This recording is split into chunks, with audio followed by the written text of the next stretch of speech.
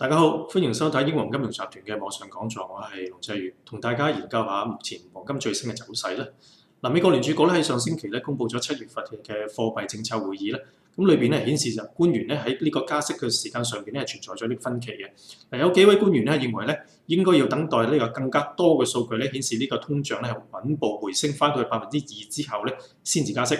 咁另一方面嘅一啲嘅官員咧認為咧就業市場咧已經係接近呢個充分就業啦，咁通脹咧亦都係持續回升嘅，咁經濟條件咧係容許加快呢個加息步伐嘅。近期好壞參半嘅美國經濟數據咧，確係令到官員咧係有呢個加息嘅存在分歧嘅。舉例啦，就業數據嗰方面咧，非農業新增職位咧喺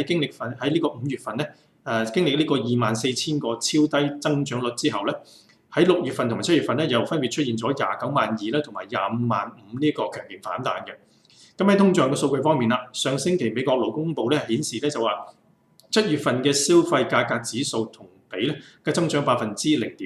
咁低過上個月嘅1%嘅增速嘅。咁7月份扣除能源同埋食品嘅核心消費價格指數環比增長係0.1%，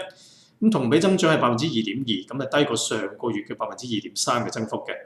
市場近期對美國聯儲局加息嘅機率咧，分別係提高到係呢個由9月份、11月份同埋12月份咧個機率係15%啦、19.3%啦同埋39.5%嘅。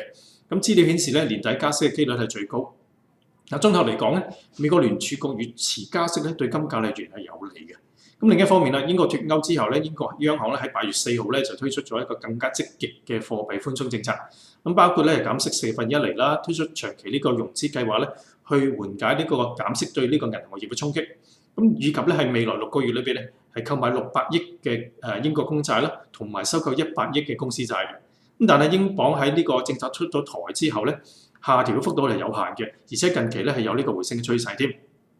我見到英國脫歐之後咧，對金融市場嗰個衝擊咧已經係明顯減少啦。金價咧亦都係相對地咧減少咗一個利好嘅因素嘅。技術方面咧，金價自從喺呢個7月6號咧係創下咗今年嘅呢個高位1375蚊美金之後咧，就開始回吐啦。去到呢個7月21號咧，就去到呢個1310蚊美金。咁隨後咧，金價係不斷反覆嘅，咁但係反彈咧同埋回調嘅價位咧就越嚟越收窄。咁過去2星期咧，更加係收窄個幅度咧係介乎1330到1357蚊美金嘅。整體咧係呈現呢個三角形形態。依據技術分析咧，金價有可能喺未來呢2-3個星期裏邊咧係突破三角形形態嘅。目前金價咧維持呢個反覆啦，咁建議長線投資者咧暫時觀望，待呢個突破之後咧先至入市嘅。今集咧嘅網上講座就到此為止。如果大家有咩問題嘅咧，歡迎聯絡我嘅。多謝大家。